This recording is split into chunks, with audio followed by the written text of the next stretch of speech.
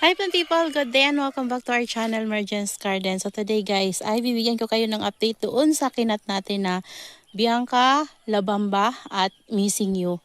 Na halo-halo na guys, hindi ko na sila kilala kung sino sila doon. Yan yung mga kinat natin guys, nandito oh. Ayan. So pang ano na nila ngayon guys, pang 3 days. Simula nung maikat natin. So, tingnan natin kung tuyong-tuyo na ba yung kanilang sugat. Wala pa rin ako guys nare-ready na pat sa kanila. Yan, nag-start na siyang mag-dehydrate. Yung leaves sa ilalim. Iniinuman niya na guys. Ayan, tuyo na guys yung sugat niya. Pwede na silang itanim. Kung meron na tayong pat sana guys.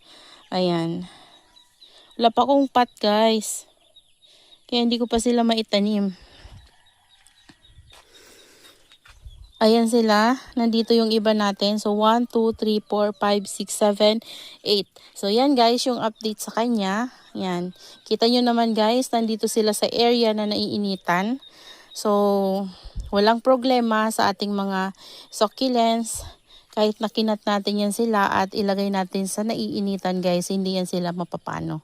Ayan. Basta, yung area na paglalagyan nyo guys, mayroon talagang protection. So, dito, meron ditong UV plastic at merong net. So, kapag tanghali, nafi-filter yung init. So, mainit dito sa area nila pero hindi nakadirect yung sunlight. So, safe na safe sila guys sa sunburn. At maganda talaga kapag nilalagay natin sila sa area na naiinitan yung color nila guys. Ganun pa rin. Lalo pa yan guys, magiging purplish kapag na-stress sila talaga. Ayan, 'di ba kasi kinat natin. So lalo silang ma-stress kasi hindi sila nakakainom ng water. So iinom sila doon sa lower leaves nila. So ayan sila guys oh. Yan, hiwa-hiwalay kasi guys. Nilagay ko sila sa pagitan ng butas, ganyan no, kasi para ma-air dry. Ayan. So maano sila ng hangin. Yan wala guys yung variegated natin na Purple Delight. Ayan, ito yung napakita ko sa inyo last time na 'di ba binalikoan ko yung leaves para ma-propagate. Ayan, tingnan natin kung kumusta na ba yung binaliko natin na leaves dito. Dito yun guys oh, itong naghahang na to. Nandito siya. Ito kasi yung una kong binaliko guys. Ayan, mayroon na siyang bibi at nakadikit siya. So, naisipan kong magdagdag. Ayan, ito. Charan! Ayan guys. So, di ba? Oh, pwede na ulit tayo magbaliko. Ayan. Pwede na ulit tayo magbaliko. Dito naman. Ay, natanggal. Yun yung mahirap guys. Minsan talaga hindi natin matansya yung pagbabaliko. So, saka na. Ayan, dito meron din akong binaliko guys. So, tingnan nyo. Yan. Yan. Tapos dito, try natin. Dapat kasi guys talaga matansya natin. Ayun. Ayun, tumunog na siya guys. So, abangan naman natin yan sa susunod. Kapag nagkaroon na siya ng pops.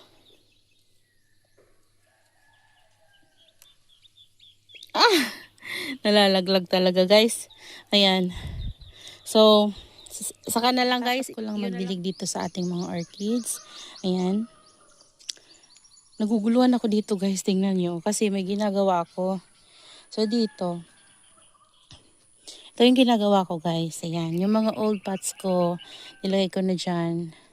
Kasi may gusto akong ilagay sa ganito guys. Yung lahat ng mga oncidium orchids ko. Kagaya nito. Parang yung mga dancing lady, ganyan.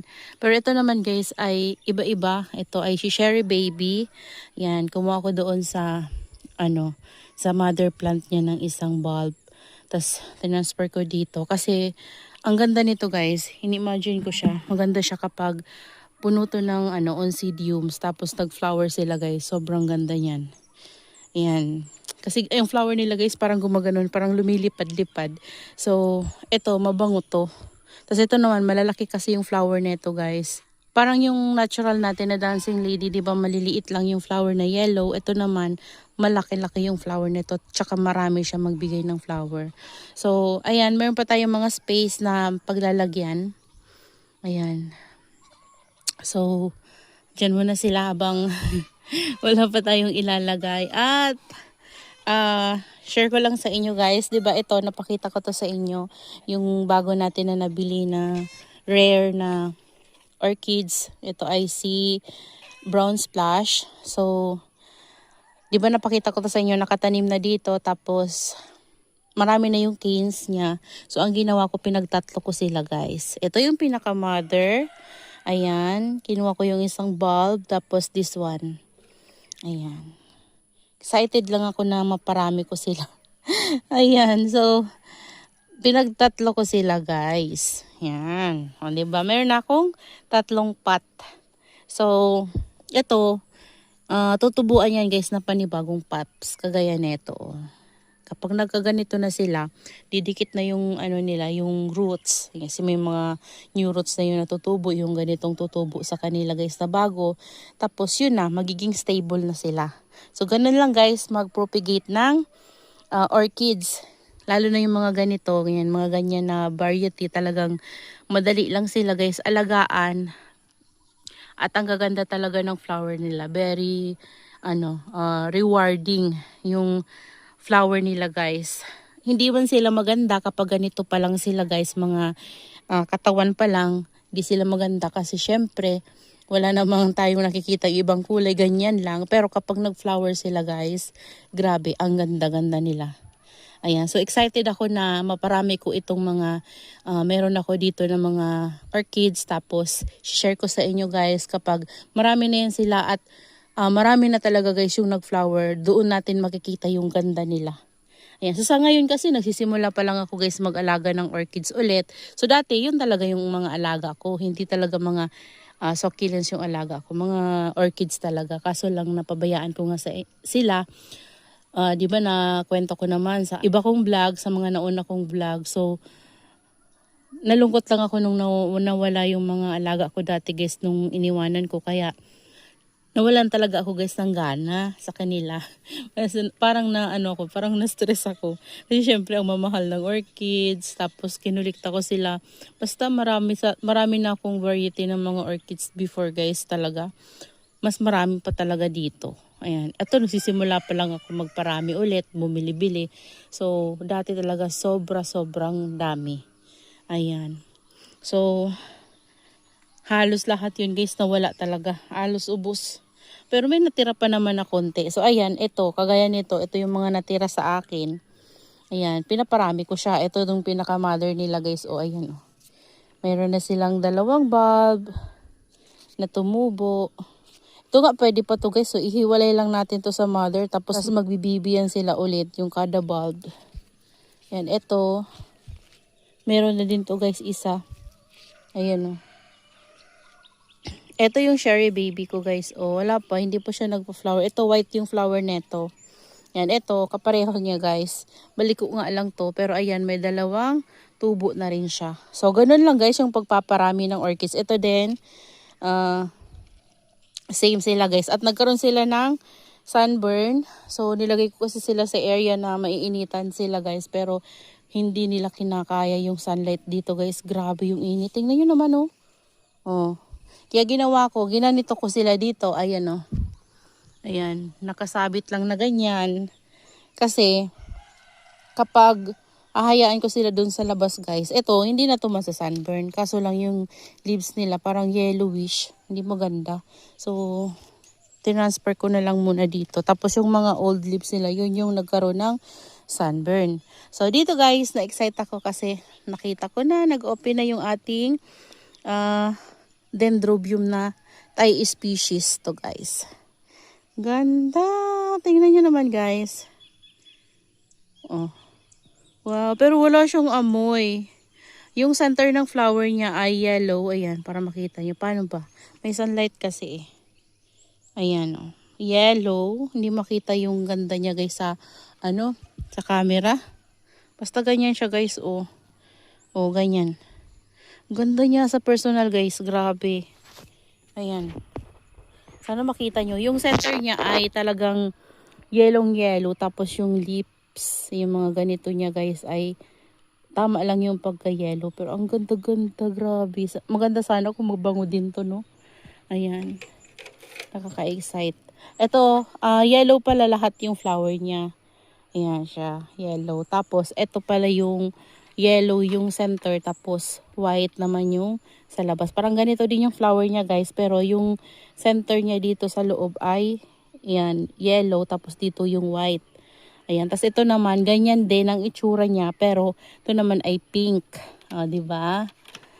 So kapag nag-flower yan sila, sana sabay-sabay sa susunod. Ayan. So nandito sila guys.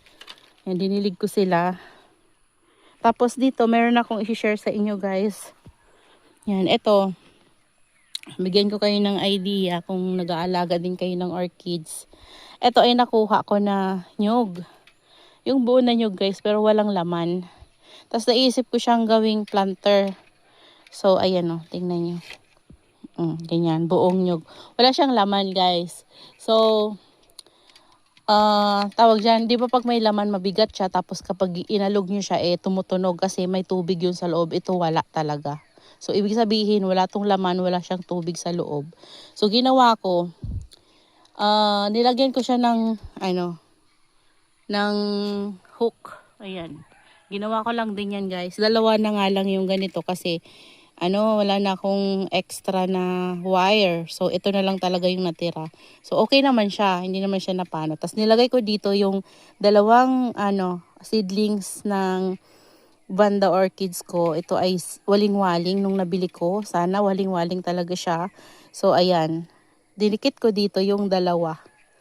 Diba? Tapos, tinabi ko dito sa mga, mga bandas ko, guys. And, guys, ito yung baby na hiniwalay ko dun sa mother.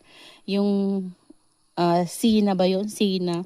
Tingnan nyo guys, alaga ko kasi sila sa rooting hormone. Tingnan nyo yung roots. Ayan, tapos dito meron na rin, tapos dito. Ayan, diba? Kasi kung walang rooting hormone guys, ang hirap talaga nilang paugatin. Antayin talaga natin na umugat sila. So ito, kung gusto nyong malaman guys, yung proseso ng pagbibigay sa kanila ng rooting hormone at fertilizer, comment lang kayo guys sa baba. Yan, para malaman ko kung gusto nyo. Ayan, ito. Dami na rin yung roots. Yan, yung roots niyan guys. Kasi nung dumating siya sa akin, yung roots niya guys ay unti-unting nakakalbo. Kasi syempre na-stress siya sa shipping or transit. So, kailangan talaga natin silang alagaan sa fertilizer para magkaroon sila ng new roots agad at para maging stable na to sa atin. So ito acclimatize na to dito sa atin at ayan, dami niyang roots. To din guys, ayan lahat sila inaalagaan ko sa rooting hormone para guys maganda yung roots nila, dumami yung roots nila. Ayan dami 'di ba? Yung mga pausbong na yan, dami. Ayan, tas dito, ito lahat sila guys halos meron. Ayan. Ayan, may mga new roots sila. Pero kung wala tayong nilalagay na rooting hormone dyan guys, matagal to bago mag-roots. Ayan Yan, ito lalo na to, kailangan talaga nito ng roots kasi alos nakalbo talaga lahat ng roots nung dumating siya sa akin guys. Ayan, nag-yellowish yung mga roots niya tapos dehydrated pa siya. Tingnan nyo yung leaves niya Ayan, so hindi maganda yung nabigay sa akin ni seller. Tapos sa stress pa siya sa shipping or sa transit. Kaya ganito yung nangyari guys. Pero ayan, nakaka-recover naman na siya. Ayan. Tingnan ko may Okay lang. Carton lang. Tapos ayan, ito. Ayan, diba? Ang dami niyang new roots. Ayan, ito guys ay osmo ko to. Ayan, pinalot ko lang sa wipes para hindi siya matatapon. Dami niyang new roots. Diba? Tapos this one naman ang dami. Dami guys Charan, diba guys? Nakakatuwa kapag ganito. Ayan. Tapos ito pa, ayan, lahat sila guys, maraming new roots na binibigay. Ito tingnan nyo to guys yung new roots niya. Tingnan nyo, yung mga bukol-bukol na yan guys, lahat yan new roots. Ang dami. Pababa. Ayan, pababa yan guys. Medyo naano ko sa sunlight. Ayan, dito din, meron din yan guys mga pausbong na mga roots. Ayan Makikita nyo naman yung bagong usbong na roots. Ang dami. Yan. Lahat sila talaga. Ayan o, tingnan nyo. Charan, o diba? Nakakatawa. Tapos dito, ang dami din guys. O. Ayan o. Ito, ang ganda talaga ng binigay nila sa akin ito. Ito yung mother nung baby kanina na inihiwalay ko guys na may mga roots na rin. Ayan o, dami o. Ganito sana kapag mabili natin sila guys, so hindi masisira yung mga leaves ay mga ano nila, mga roots, tapos madaming roots, tapos ano hindi sila dehydrated, no? Ganyan sana. Kaso lang hindi lahat kasi guys, ganun yung makukuha natin. Depende sa variety talaga. Yan, basta dami nila guys roots. Yan o, lalo na to. Ayan o, nagsilabasan yung mga new roots nila. So ayan guys yung itsura nila. O, di ba? Yan. Pag ganitong umaga natatamaan yung roots nila ng morning sun. Tapos dito natatamaan sila ng morning sun. Ayan o, yung mga ano natin to guys, mga Phalaenopsis orchids naman ito. O, tingnan nyo, open na siya. Yan, di ba open na. Tapos yun o, may pa-open naman ulit siya. Sobrang ganda. Ayan, tas dito mga buds pa lang guys. Ayan o. Lapit na to. Tas ito. Ayan, so gusto kong ganito talaga guys. Gusto ko yung mga ganito. Ayan, kasi yan dati talaga ang dami kong ganyan. Sobrang ganda niya guys kapag nag-flower. Sobrang dami. So ito, tingnan nyo. Bango talaga to guys. Ilang araw na din to eh. Ayan o. Pero malapit na to malanta. Ang bango-bango ng flower niya. Sobra. Oh. Ayan, tingnan nyo guys, ang ganda niya. Oh, ganda niya talaga, promise. Sobrang ganda. Oh. Yan. So, yun lang guys. That's all for today's video. Yan, kasi nandito tayo. Ayan, sobrang init na. Maaga pa pero masakit na yung init. Ayan, ito din guys pala yung sa likod nung ginagawa ko guys. Oh, ayan, nag-propagation ako. Nag-propagate ako din ng ilang bulb nung ating ibang orchids yan. Diyan lang ako guys kumuha para mas maparami ko sila. Yan. Hindi na ako bibili, di ba? Ayan, para mas mapuno ko to, mag-add pa ako ng pot. So, kailangan ko pa ng mga 4 pots. Yan, mga ganyan, mga bulb lang yan guys. So, ayan sila. Pupunuin ko to guys para walang space. Ayan. Tapos doon, oncidium naman sa likod. So, yan sila dito. Mainitan talaga sila ng sobra. Pero kaya nila yan guys. Kasi matibay sa initan itong ating mga dendrobium. Ayan. So, yun lang guys. That's all for today's video. Yan. I hope you enjoy watching. And see you on my next vlog. Happy gardening everyone. Bye. Ayan. Ganda na yung mga ano natin, no? Yung mga succulents dito. Na access ko na talaga sila lahat. Dito sa isang area na to. Dati 'di ba masikip yun dito na area. Tapos kasi may neto dito, may harang. So ngayon nakikita ko na sila na ano ko na sila lahat. Ito na yung mga propagation ko guys ng red line. 'Di ba? Malalaki na sila. Dami ko ng red line guys. Tapos doon pa, pakita ko sa inyo. Dito pa. Yung Mendoza ko guys, dito.